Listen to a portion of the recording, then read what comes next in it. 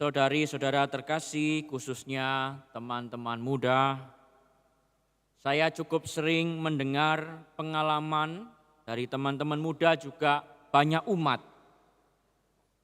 Mereka yang murah hati membantu seorang temannya, saudaranya, atau tetangga yang sedang kesulitan. Entah memberi sumbangan ya dalam bentuk uang, makanan, atau memberi perhatian macam-macam.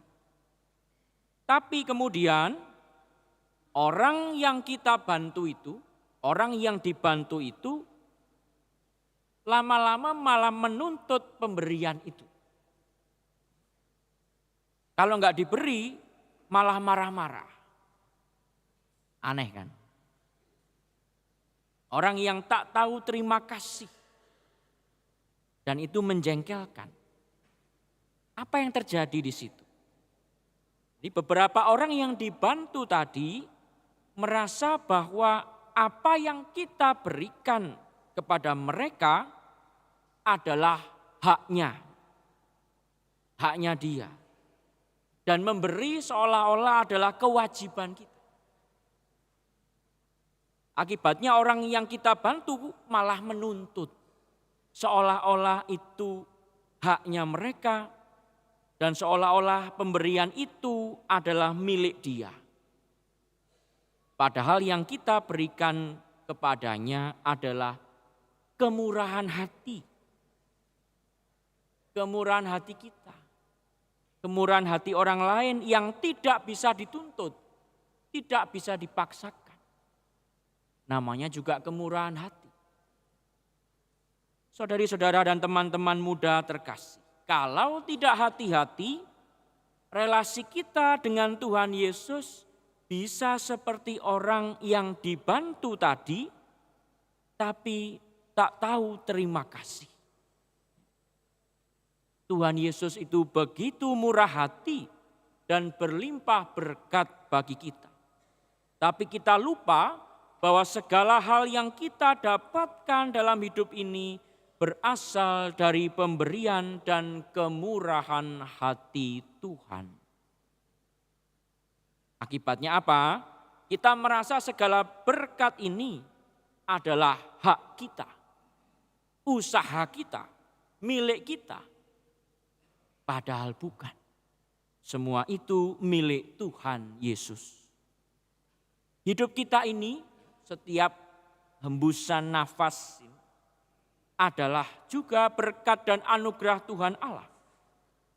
Hidup ini bukan hak yang bisa kita tuntut dan paksakan pada Tuhan yang empunya kehidupan. Seolah-olah Tuhan itu wajib memberi kita hidup. Tidak. Hidup kita ini adalah kemurahan hati Allah. Kita bisa berdoa mohon kehidupan, mohon kesehatan pada Tuhan, tapi tidak bisa menuntutnya, tidak bisa memaksakan. Kita seringkali lupa hal-hal macam ini, sehingga kita itu mudah marah. Kalau misalnya rencana kita, kehendak kita, keinginan kita tidak sesuai dengan kenyataan. Padahal memang tidak semua dalam hidup ini ada dalam kendali kita. Kita terbatas. Yang punya kendali ya Tuhan sendiri. Keluhan demi keluhan yang kita rasakan. Kenapa misalnya aku lahir dari keluarga seperti ini. Keluarga yang ekonominya pas-pasan. Kenapa aku kok tidak sepintar dia, tidak sesukses dia? Aku sudah berusaha tapi kenapa dia yang malah dipilih? Dan seterusnya dan seterusnya. Saudari-saudara dan teman-teman muda yang terkasih. Injil pertama-tama mengajak kita untuk rendah hati di hadapan Tuhan yang Maha Kuasa. Tadi dalam Injil ada berapa orang kusta? 10. 10 dalam Injil itu adalah lambang kesempurnaan. Kita ingat misalnya 10 perintah Allah. Mengapa 10? Yaitu simbol kesempurnaan. Dan 10 orang kusta ya. Orang kusta ini adalah kelompok orang yang terpinggirkan. Tinggalnya di luar tembok kota. Maka Yesus ketemu mereka tadi di perbatasan. Di luar tembok kota karena mereka dianggap najis. Tubuh mereka menjijikkan akibat jiwa yang penuh dosa. Itu pahamnya mereka begitu. Kalau sakit itu udah harus diasingkan keluar kota. Dan penyakit ini hampir-hampir tak tersembuhkan memang zaman itu. Maka orang-orang yang sakit kusta ya tidak ada lagi harapan. Tidak ada lagi harapan kecuali mukjizat. Mukjizat kesembuhan dari kusta.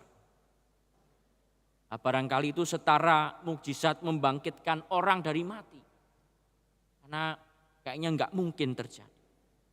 Maka 10 orang kusta itu adalah simbol bahwa semua manusia, kita semua ini tidak ada yang luput dari dosa.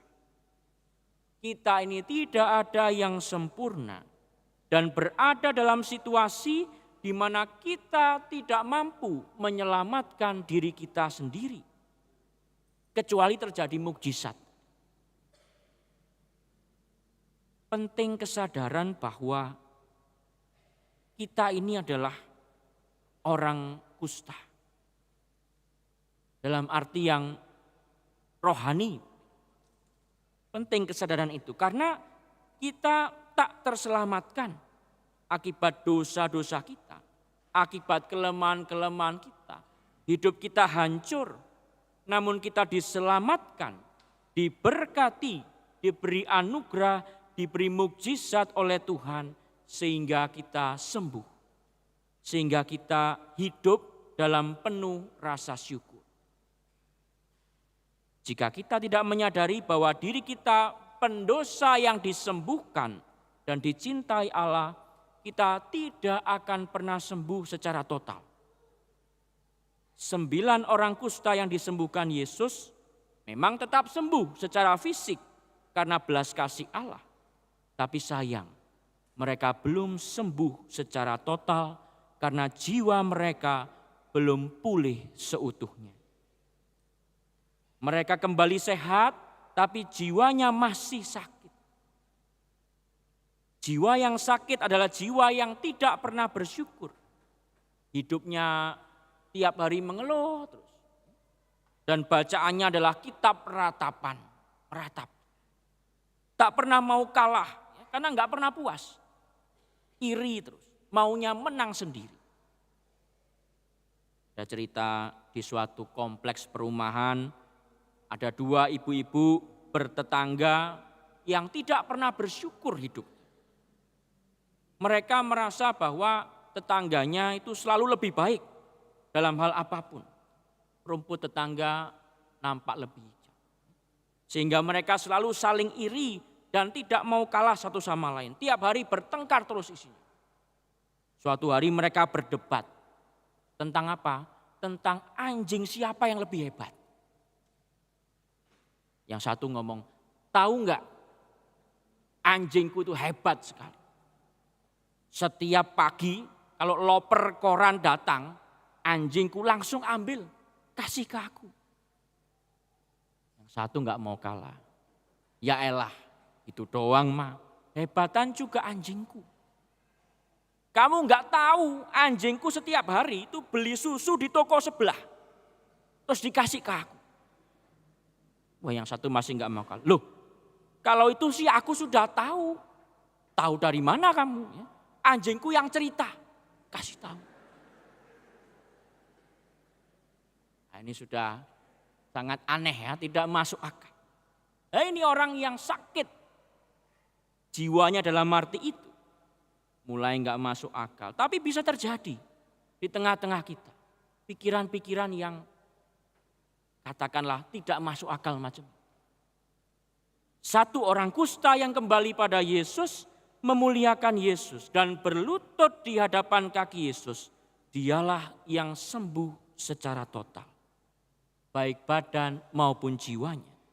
Hidupnya penuh syukur dan sukacita karena menyadari apa yang terjadi dalam hidupnya, baik kustanya, kesembuhannya adalah belas kasih Yesus. Persis seperti kisah Naaman dalam bacaan pertama. Naaman menyadari bahwa kesembuhannya berasal dari Allah.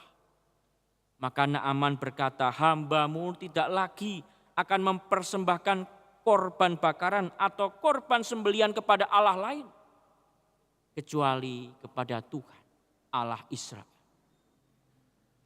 Satu hal yang membuat kita tidak bersyukur dan tidak tahu terima kasih, yaitu ketika kita sudah tidak lagi terkoneksi dengan Tuhan.